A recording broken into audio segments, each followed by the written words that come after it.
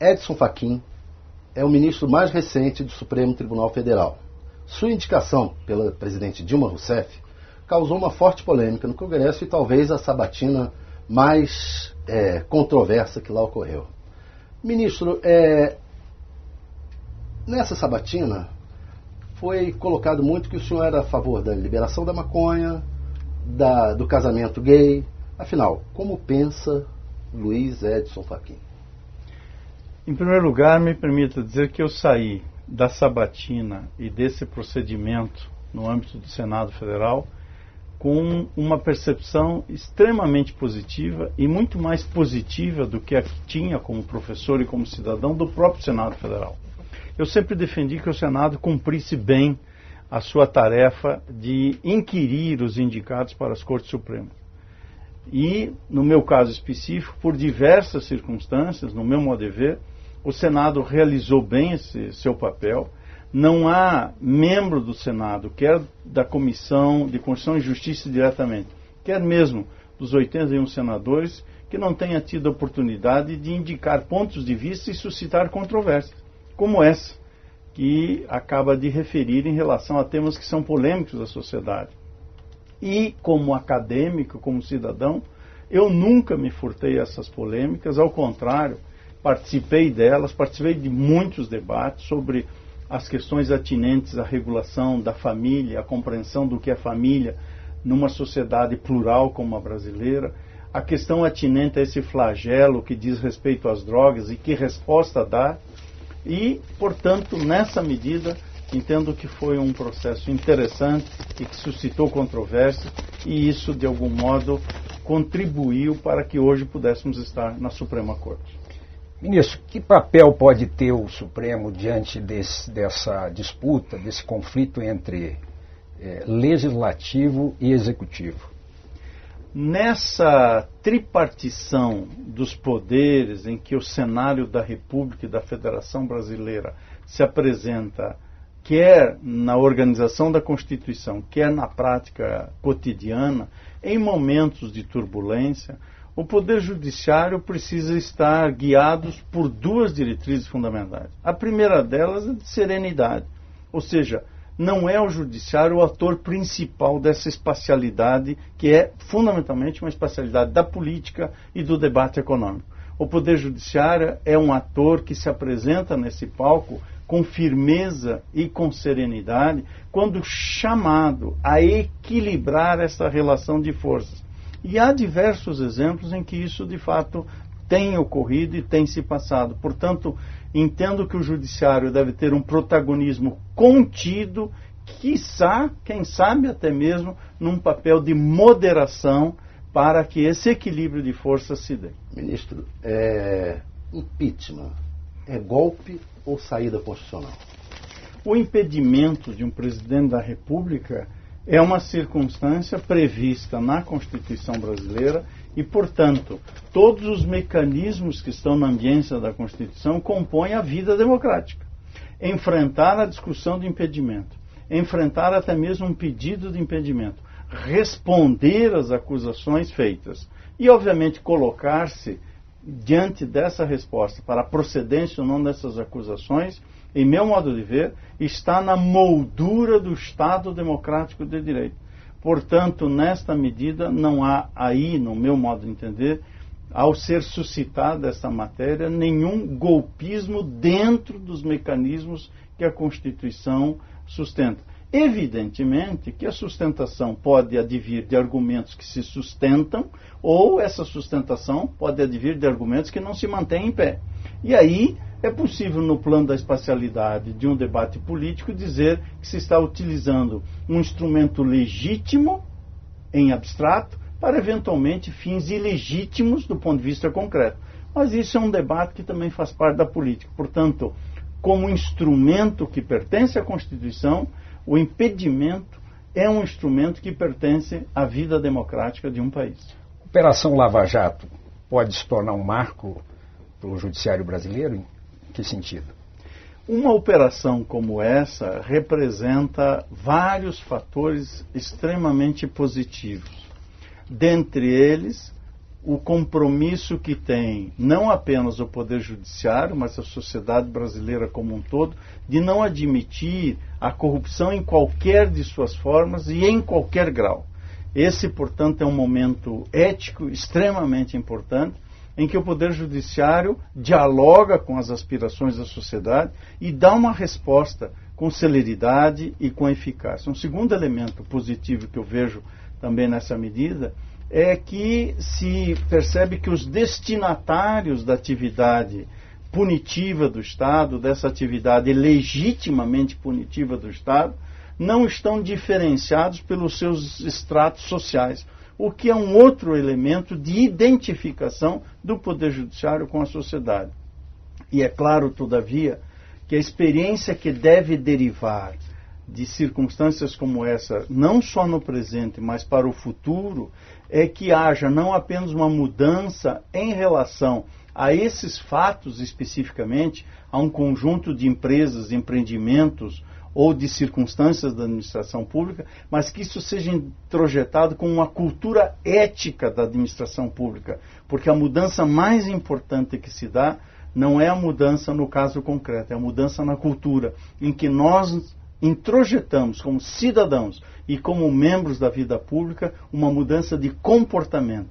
E este é um ganho que eu espero advenha dessa operação e de tantas outras e de tantos outros magistrados que no âmbito dos 17 mil magistrados no Brasil certamente estão cumprindo com suas funções e realizando tarefas semelhantes. Ministro, fala-se da possibilidade de o Procurador-Geral da República pedir a destituição de Eduardo Cunha da presidência da Câmara por estar interferindo no processo de sua cassação, ou não.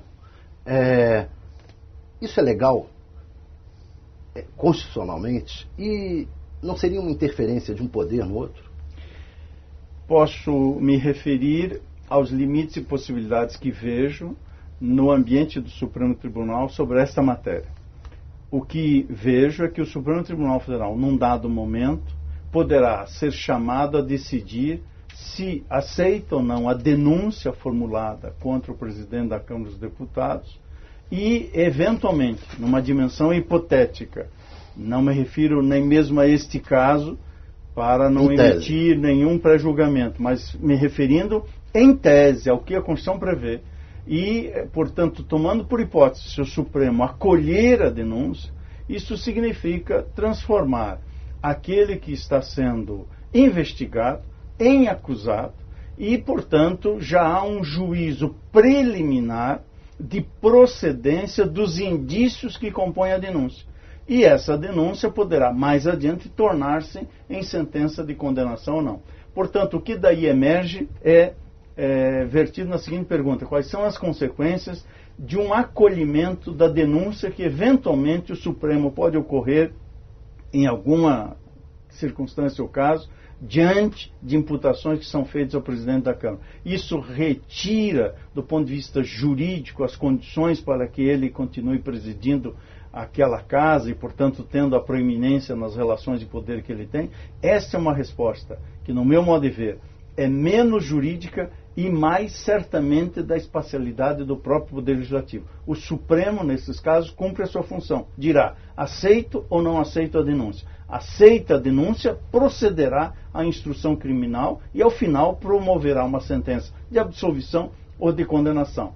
E é claro que as sequelas daí derivadas serão apreciadas pela própria espacialidade da política, inviabilizando ou não a continuidade do exercício do poder. Mas não será o Supremo que irá, no meu modo de ver, determinar a destituição de um presidente ou de um chefe de um determinado poder, porque isto precisa também representar um conjunto de limites na atuação do Supremo. Mas o Supremo poderá tomar decisões que, do ponto de vista concreto, evidenciem a ausência de condições de alguém continuar presidindo um dado poder.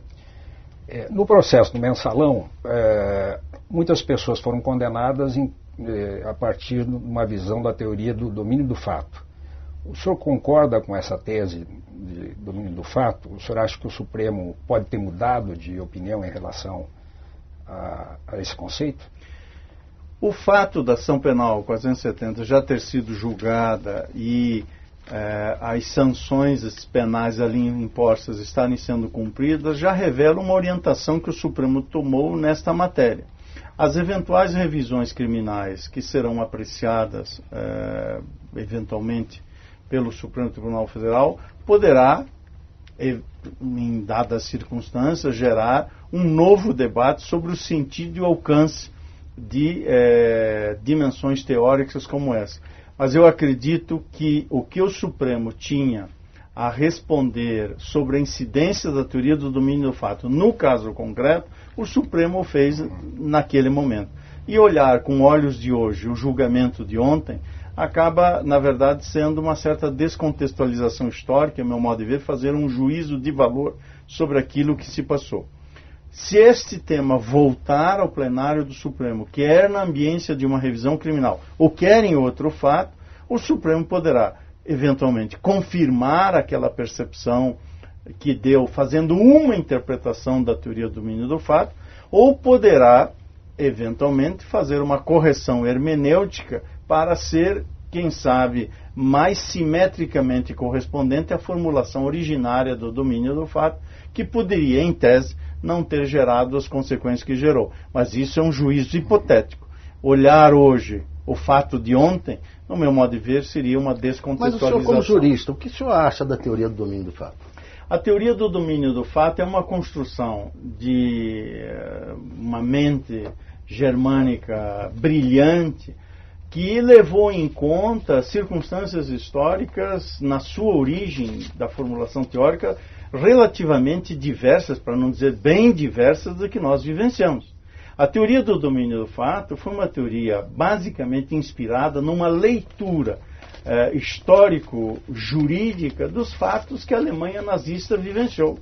E que, portanto, para evitar o que Hannah Arendt chamava, num contexto similar, da banalização do mal, entendeu-se que não só aqueles que davam ordens para executar um conjunto de procedimentos bárbaros eram responsáveis, como também os executores deveriam responder pelos atos que estavam a fazer, e na medida que esses executores cumpriam na execução as orientações derivadas dos que tinham a centralidade do poder, também aqueles, os mandantes, respondiam pelos atos dos mandatários.